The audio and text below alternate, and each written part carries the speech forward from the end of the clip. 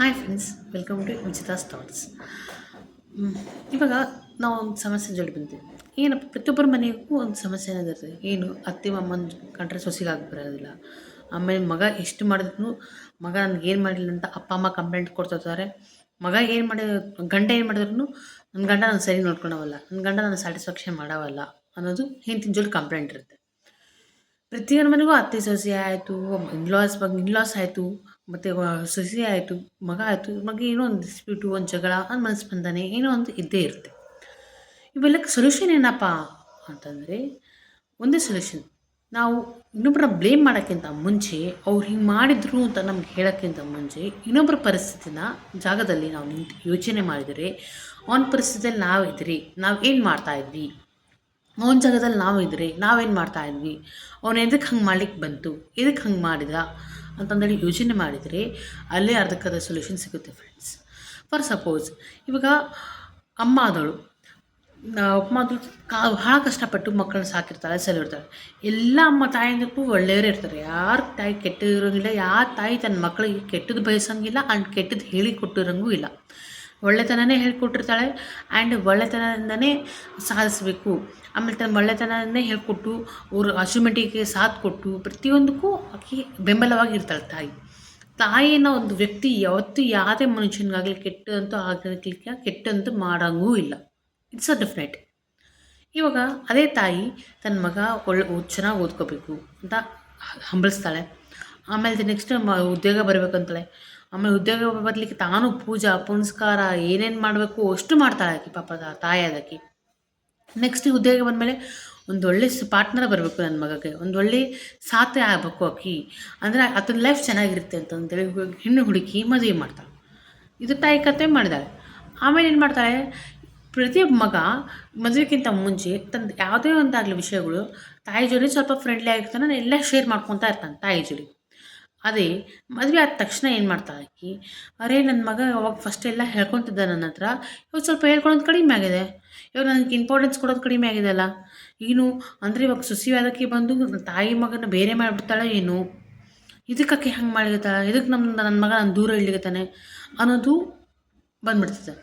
ಅದು ಆ್ಯಕ್ಚುಲಿ ಅವ್ರು ಡಿಫಾಲ್ಟಾಗಿ ಬಂದಿರೋ ಇದನ್ನ ಕೆಟ್ಟದಾಗಿ ಆಗಲಿ ಆಕೆ ಯಾವುದೇ ಕೆಟ್ಟ ಉದ್ದೇಶದಿಂದ ಹಂಗೆ ಬಂದಿರೋಂಗಿಲ್ಲ. ಇಷ್ಟು ದಿವಸ ಒಂದು 25 ಇಯರ್ಸ್ ಆಫ್ ತಾಯಿ ಮಗಂದು ಬಾಂಡಿಂಗ್ ಅಂತಂದಿರುತ್ತೆ. ಆ ಬಾಂಡಿಂಗ್ ಮಧ್ಯೆ ಸಡನ್ನಾಗಿ ಆ ಬಾಂಡಿಂಗ್ನಲ್ಲಿ ಬ್ರೇಕ್ ಬಂದರೆ, ಸಡನ್ನಾಗಿ ಆ ಬಾಂಡಿಂಗ್ನಲ್ಲಿ ಏರುಪೇರು ಆದರೆ ಯಾವುದೇ ರೀತಿ ಆಗಲಿ ಈ ಥರ ಯೋಚನೆ ಮಾಡೋದು ಸಹಜನೇ, ಯಾರೇ ಮನುಷ್ಯರು.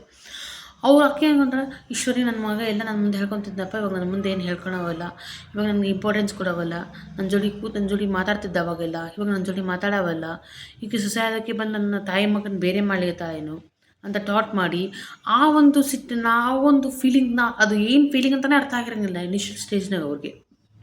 ಅದನ್ನೆಲ್ಲ ಏನು ಮಾಡ್ತಾಳೆ, ಬಂದು ಸೊಸೆ ಮೇಲೆ ಮಾಡ್ಕೊಂಡು ಹೋಗ್ತಾಳೆ. ಈಕಿನಿಂದನೇ ಈ ಥರ ಆಗಿತ್ತು, ಈಕೆ ಬಂದದಕ್ಕೆ ಇವೆಲ್ಲ ಆಗಿರೋದು ಅನ್ನೋದು ಸೊಸೆ ಮೇಲೆ ಹಾಕ್ಕೊಂತ ಹೋಗ್ತಾಳೆ. ಇದು ತಾಯಿ ಅದಕ್ಕೆ. ಅದೇ ಹೆಂಡತಿ ಅದಕ್ಕಿಂತ ಕೇಳ, ಅವ್ರಿಗೆ ಯಾವುದೋ ಮನೇಲಿ ಹುಟ್ಟಿ ಯಾವುದೋ ಮನೇಲಿ ಬೆಳೆದು ಒಂದು ಮನೆಯಿಂದ ಇನ್ನೊಂದು ಮನೆಗೆಲ್ಲ ಮದುವೆ ಆದಮೇಲೆ ಒಂದು ಪ್ರಪಂಚದಿಂದ ಇನ್ನೊಂದು ಪ್ರಪಂಚಕ್ಕೆ ಶಿಫ್ಟ್ ಆಗಿರ್ತಾಳೆ ಆಕೆ. ಆ ಪ್ರಪಂಚದಿಂದ ಈ ಪ್ರಪಂಚಕ್ಕೆ ಬಂದಿರ್ತಾಳೆ ಪಾಪಕ್ಕೆ. ಇಲ್ಲ ತನ್ನವ್ರನ್ನ ಎಲ್ಲರನ್ನ ಬಿಟ್ಟು ಗಂಡನ ಒಬ್ಬ ವ್ಯಕ್ತಿನ, ಅದನ್ನೊಬ್ಬತೇನೆ ನಂಬಿ ಹೆತ್ತವ್ರನ್ನ ತನ್ನವ್ರನ್ನ ಎಲ್ಲರನ್ನೂ ಬಿಟ್ಟು ಅದನ್ನ ನಂಬಿ ಆತನ ಹಿಂದೆ ಬಂದಿರ್ತಾಳೆ. ಸೊ ಆಕೆ ಹೆಂಗಂತಾಳೆ, ಇವಾಗ ತನ್ನ ಪ್ರಪಂಚದಾಗ ಏನೇನು ತನಗೆ ಇಂಪಾರ್ಟೆನ್ಸ್ ಇತ್ತು, ತನ್ನ ಪ್ರಪಂಚದಲ್ಲಿ ಏನೇನು ತನಗೆ ಪ್ರೀತಿ ಆಗಲಿ ವಿಶ್ವಾಸ ಆಗಲಿ ಏನೇನು ಇದೆಯಲ್ಲ ಅವೆಲ್ಲ ತನ್ನ ಗಂಡನಿಂದ ತಾನು ಬಯಸ್ಬೇಕು, ತನ್ನ ಗಂಡ ನಾನು ಕೊಡಬೇಕು ಅನ್ನೋ ಬಯಸ್ತಿರ್ತಾಳೆ ಆಕೆ. ಆಕೆಂತೂ ಅದು ತಪ್ಪಲ್ಲ. ಆ್ಯಂಡ್ ಮಗ ಆದವ, ಇವಾಗ ಮಗ ಆದೇನು, ಯಾವುದೇ ಒಂದು ತಾಯಿಗೆ ಮಗು ಇಷ್ಟೇ ದೊಡ್ಡವಾಗಲಿ, ಅವ ಸಣ್ಣ ಇದ್ದಾಗೆ ಮಗ ಕೂಡ ಎಷ್ಟೇ ದೊಡ್ಡ ಆಗಲಿ, ಒಂದು ಸಣ್ಣತನ, ಒಂದು ಚೈಲ್ಡಿಶ್ ನೇಚರ್ ಅದನ್ನೆಲ್ಲ ತಾಯಿ ಹತ್ರನೇ ತೋರಿಸ್ಕೊಳಕ್ಕೆ ಸಾಧ್ಯ ಆಗ್ತದೆ. ಅದು ಬಿಟ್ಟು ಬೇರೆ ಯಾರಂತ ತೋರಿಸ್ಕೊಳಕ್ಕೆ ಸಾಧ್ಯ ಇಲ್ಲ. ಅವ ಮಗ ಇವಾಗ ಏನಾಗ್ತಾನೆ, ಮಗ ಆದವ ಮದುವೆ ಮಾಡ್ಕೊಂಡಿರ್ತಾನೆ, ತನಗಂತ ಒಂದು ಜವಾಬ್ದಾರಿ ಬಂದಿರ್ತದೆ. ಇವಾಗ ಈ ಕಡೆ ತಾಯಿ ಅದಕ್ಕೆ ಅದೇ ಅಂದ್ಕೊತಾನೆ, ಇಷ್ಟು ವರ್ಷ ನಮ್ಮಮ್ಮ ಸಾಕಿ ಸಲಹಲ್ಲ, ಸೊ ನಮ್ಮಮ್ಮ ನನ್ನ ಅರ್ಥ ಮಾಡ್ಕೊತಾಳೆ ಅಂತ ಆತ ಅಂದ್ಕೊಂಡಿರ್ತಾನೆ. ಆದೇನು ಇವಾಗ ಎಲ್ಲ ಗಂಡು ಮಕ್ಳಿಗೂ ಒಂದು ಇದಿರ್ತದೆ, ಏನು ಅತ್ತೆ ಮನೆಗಾಯಿತು, ತನ್ನ ಹೆಂಡತಿ ತಲೆ ಆಯಿತು, ತನ್ನ ಬೆಸ್ಟ್ ಅನ್ಸ್ಕೋಬೇಕು. ತನ್ನ ಕೈಲಾದಷ್ಟು ತಾನು ಎಫರ್ಟ್ಸ್ ಹಾಕಿ ಅವ್ರನ್ನ ಸುಖವಾಗಿ ಇರಬೇಕು ಅಂತಂದು ಇರ್ತದೆ. ಆಮೇಲೆ ತನ್ನ ಮೇಲೂ ಒಂದು ಜವಾಬ್ದಾರಿತನ ಬಂದಿರ್ತದೆ ಮದುವೆ ಆದಮೇಲೆ. ಏನು, ತನ್ನ ಹೆಂಡತಿನ ತಾನು ಚೆನ್ನಾಗಿ ನೋಡ್ಕೋಬೇಕು. ಅವ್ರ ಅತ್ತೆ ಮನೆಗೆ ಯಾರು ನನ್ನ ಹಳೆಯ ಇಂಥವ ಅಂತ ಕಂಪ್ಲೇಂಟ್ ಬರಲಾರ್ದಂಗೆ ನೋಡ್ಕೋಬೇಕು.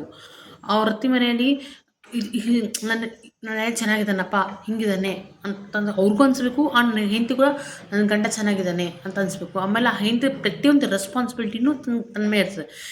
ಅವಾಗಾದರೆ ಮದುವೆಗಿಂತ ಮುಂಚೆ ಆಯಿತು, ಆಮೇಲೆ ಸಣ್ಣ ಹುಡುಗಿದ್ದಾಗಾದರೆ ಅಮ್ಮ ನನಗೆ ಹಿಂಗೆ ಬೇಕಾಗ್ಯದಮ್ಮ, ಈ ಚಾಕ್ಲೇಟ್ ಕೊಡು, ಅಮ್ಮ ನಂಗೆ ಇದು ಬೇಕಾಗ್ಯದ, ನನಗೆ ಇದು ಮಾಡು ಅಂತ ಹೇಳ್ಬೋದು ಗಂಡು ಮಕ್ಕಳು.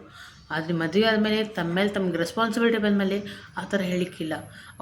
ಅವ್ನಿಗೆ ಗಂಡಸ್ತನ ಅಥಾರಿಟಿ ಅನ್ನೋದು ಇರುತ್ತೆ ಅವನಿಗೆ.